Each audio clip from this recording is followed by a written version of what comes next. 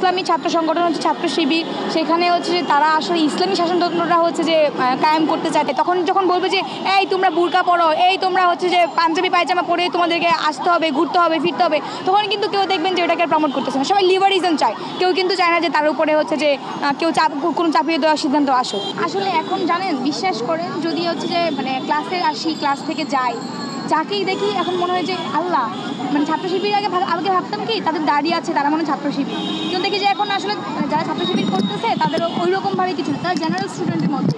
এখন যে কাউকে দেখতেছে মনে হচ্ছে তারা ছাত্র শিবির, মানুষ মাত্রই শিবির এরকম আসলে মনে হচ্ছে যে দেখলেই মনে হচ্ছে ওরা শিবির এরকম টাইপ। যে আমি আমার ফ্রেন্ড ক্লাস শেষ করে বের হচ্ছি, দেখে ভাবতেছি যে ও শিবির না। তো আসলে বাংলাদেশ যেহেতু গণতান্ত্রিক দেশ, তো সেখানে আসলে রাজনীতি করার অধিকার প্রত্যেকটা মানুষের আছে।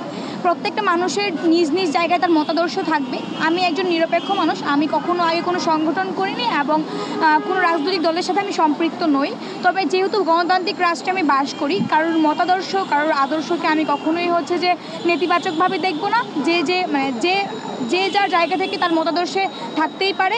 সেই জন্য এখন তারা আসলে আত্মগোপনে ছিল, তারা তারা নিজেকে প্রকাশ করেছে। তারা হয়তো 16 বছর 17 বছর নিজেদেরকে প্রকাশ করার জায়গাটি পায়নি, তাদেরকে খোলসের আবরণ থেকে মুক্ত করার সুযোগ হয়নি, এখন তারা পেয়েছে।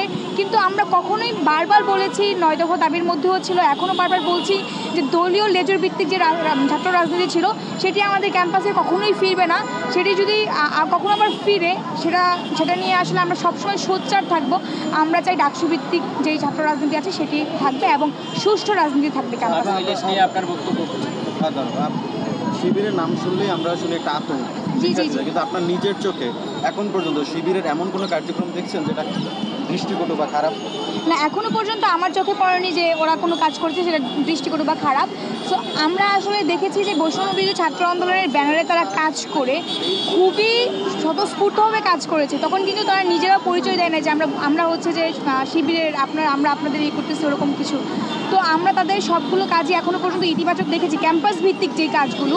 এবং আমি আজকে একটি পোস্ট দেখেছি ডিওএ ইনসাইডার পেজে, যে হচ্ছে যে এই ছাত্র শিবিরের যে সভাপতি আছে সাদিক ভাইয়া, উনি দেখলাম যে অনেক আগে থেকে স্টুডেন্টদেরকে তার টিউশনে টাকা পয়সা দিয়ে হচ্ছে সাহায্য করেছে, অনেক কিছু করেছে যেগুলো খুবই ইতিবাচক ছিল।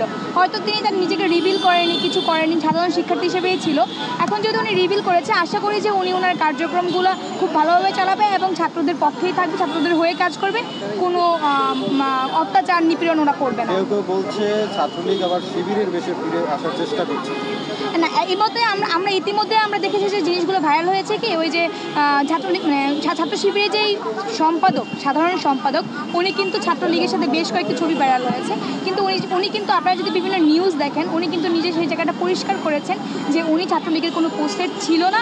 হয়তো অভিবাদন জানাতে বা শুভেচ্ছা বিনিময় করার জন্য উনি সেই ছবিটি দিয়েছিল এবং সেই ছাত্র শিবিরের সাধারণ সম্পাদক হিসেবে এখন তার নিজের পরিচয়ে আত্মপ্রকাশ করেছে।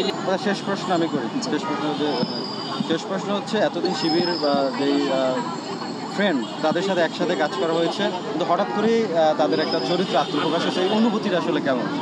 আসলে এখন জানেন, বিশ্বাস করেন, যদি হচ্ছে যে ক্লাসে আসি, ক্লাস থেকে যাই, যাকেই দেখি এখন মনে হয় যে আল্লাহ, ছাত্র শিবির আগে ভাবতাম কি তাদের দাঁড়িয়ে আছে, তারা মনে ছাত্র শিবির। কিন্তু দেখি যে এখন আসলে যারা ছাত্র শিবির করতেছে তাদের ওই রকমভাবে কিছু না, তারা জেনারেল স্টুডেন্টের মধ্যে।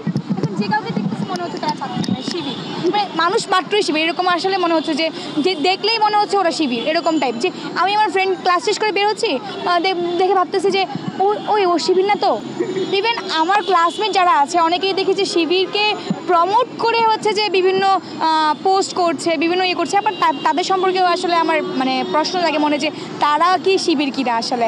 তো এখন দেখা যাবে আস্তে আস্তে, যেহেতু শিবির তার আত্মপ্রকাশ করেছে, কে শিবির সত্যিই কিন্তু প্রকাশ পাবে এবং পূর্ণাঙ্গ কমিটিও হয়তো বা খুব তাড়াতাড়ি আসলে প্রকাশ পাবে। আগে একটা শিবিরের নাম শুনলে যে কেমন লাগতো, এখন বর্তমানে এখন আসলে কোনো আতঙ্ক অনুভব করছি না, যেহেতু আসলে ওরা আমাদের হয়েই কাজ করছে, আমাদের সাথেই কাজ করছে। তো ওইভাবে আতঙ্ক অনুভব করছি না। তবে আসলে দেখেন যে আপনারা যখন সম্প্রীতির বাংলাদেশে একটা শাহবাগে প্রোগ্রাম হয়েছিল, সেখানে কিন্তু সাদিক ভাইয়া হচ্ছে যে বক্তব্য দিয়েছিল।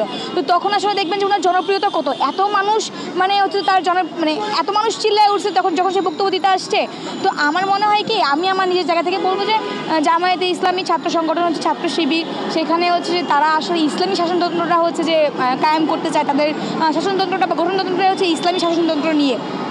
তো সবাই হয়তো অনেক চায় যে ইসলাম যেহেতু আমাদের একটা সফট কর্নার কাজ করে, ইসলাম আমাদের ধর্মীয় একটা বিশ্বাসের জায়গা, তো সেই জায়গায় হয়তো সফট কর্নার কাজ করে এবং সবাই চায় যে আসলে ছাত্র শিবির শুনলে ভাল লাগে এরকম।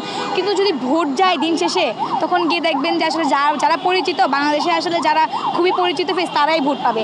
তারা যে পাবে তখন যখন বলবে যে এই তোমরা বুরকা পরো, এই তোমরা হচ্ছে যে পাঞ্জাবি পায়জামা পরে তোমাদেরকে আসতে হবে, ঘুরতে হবে, ফিরতে হবে, তখন কিন্তু কেউ দেখবেন যে ওটাকে প্রমোট করতেছে না। সবাই লিবারিজম চায়, কেউ কিন্তু চায় না যে তার উপরে হচ্ছে যে কেউ কোনো চাপিয়ে দেওয়ার সিদ্ধান্ত আসুক।